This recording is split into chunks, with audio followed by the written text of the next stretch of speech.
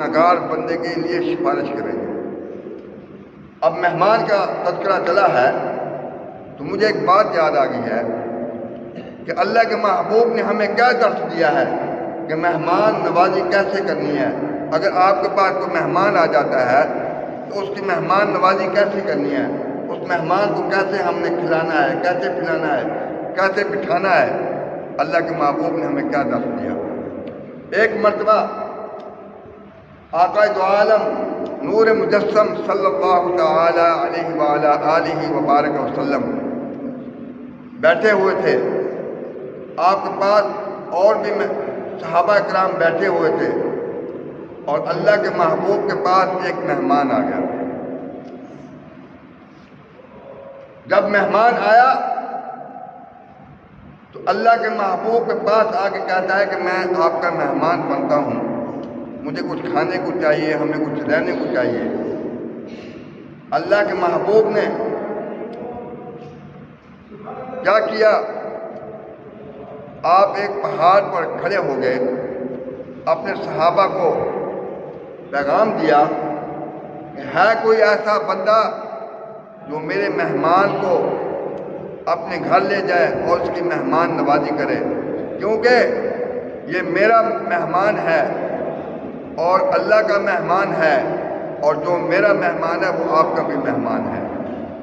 اللہ کے محبوب نے یہ درس دیا، اللہ کے محبوب نے یہ پیغام دیا، اور سب صحابہ کرام اس وقت بہت بھوک تنگی کے وقت تھے، کیونکہ صحابہ کرام نے جب اسلام لے کے آئے تھے تو ان کے پاس کوئی مال زر نہیں تھا، ان کے پاس کوئی دولت نہیں تھی، ان کے پاس کھانے پینے کو نہیں تھا۔ جو اللہ کے محبوب کے ساتھ رہتے تھے پانی اور کھجور کے ساتھ گزارا کرتے تھے۔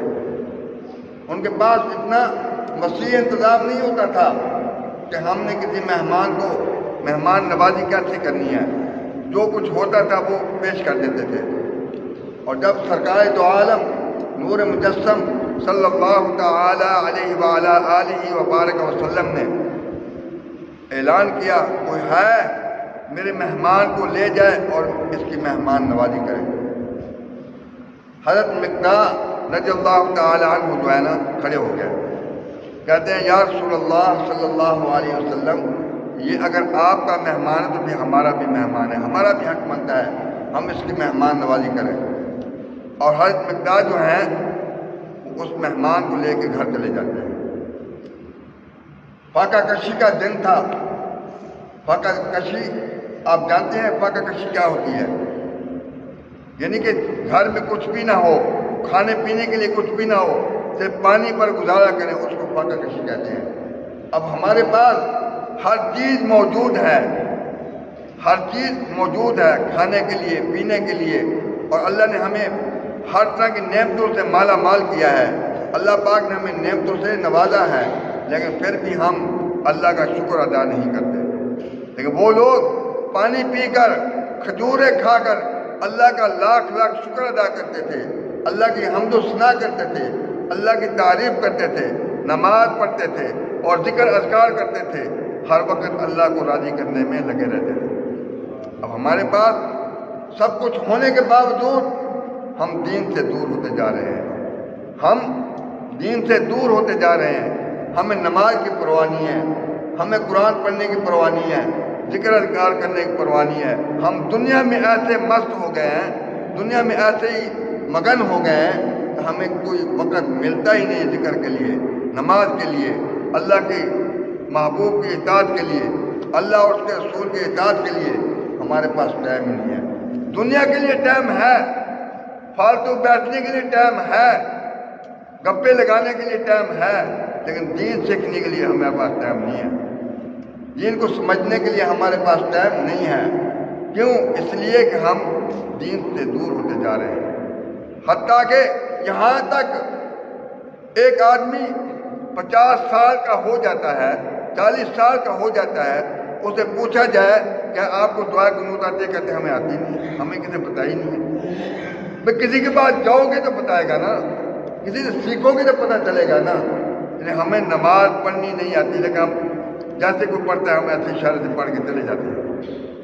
قبول تو اللہ نے کرنی ہے، لیکن ہمارے پاس بھی کچھ نہ کچھ ہونا چاہیے. اللہ پاک نے ہمیں مال دیا ہے، دولت دی ہے، اولاد دی ہے، اللہ پاک نے بے شمار نعمتیں اللہ پاک نے عطا کی ہیں، تو ہم اس کا شکریہ ادا کریں.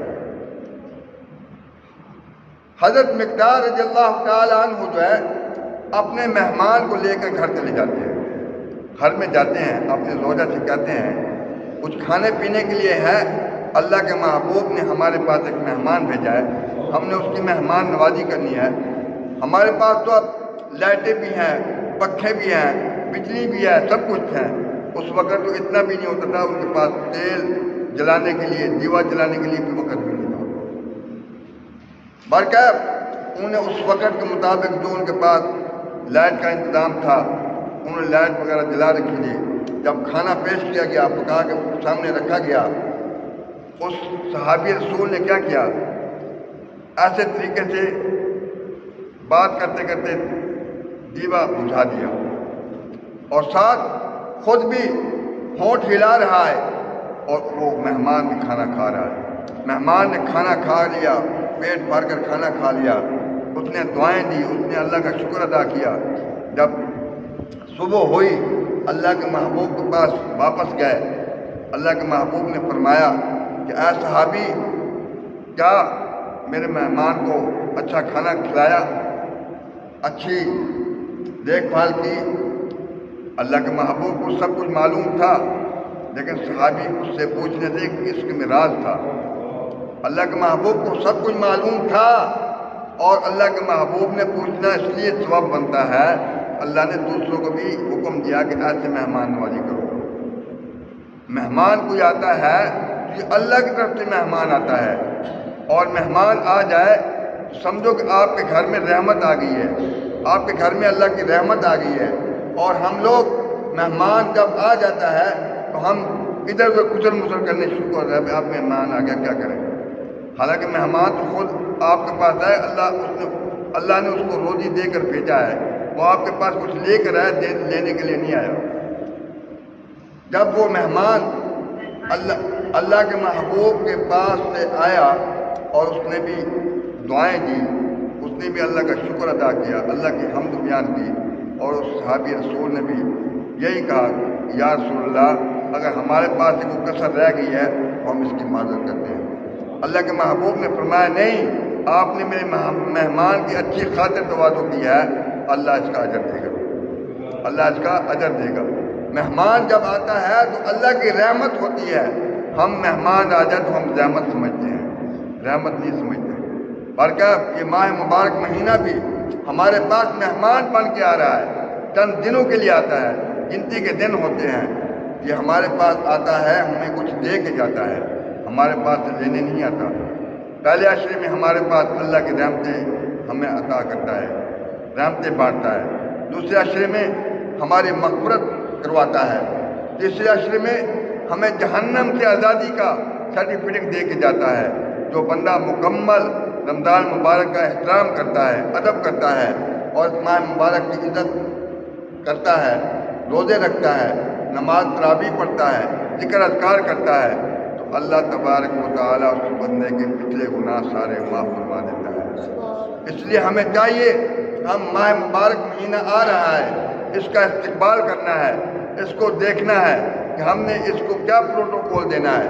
ہم اگر پاک صاف ہو کر چاند رات کی طرف، جب چاند رات آتی ہے تو اللہ کے پیارے محبوب آقا علیہ السلام نے فرمایا، جب رمضان مبارک مہینہ شروع ہوتا ہے، چاند رات آتی ہے تو اللہ تبارک و تعالیٰ جہنم کے دروازے بند کر دیتے ہیں اور جنت کے دروازے کھول دیے جاتے ہیں. اور جو اس ماہ مبارک کی عزت احترام کرنے کے لیے آتا ہے، اللہ اس کو خوشخبری دیتا ہے کہ اے بندے، یہ مہمان ہم نے آپ کے پاس بھیجا ہے، اگر آپ نے اس کو راضی کر دیا تو میں تمہارے اوپر راضی ہو جاؤں گا. اللہ پاک کی بارگاہ میں دعا ہے، اللہ پاک ہمیں عمل کرنے کی توفیق عطا فرمائے. وآخر دعواہم ان الحمد للہ رب العالمین. ان دوستوں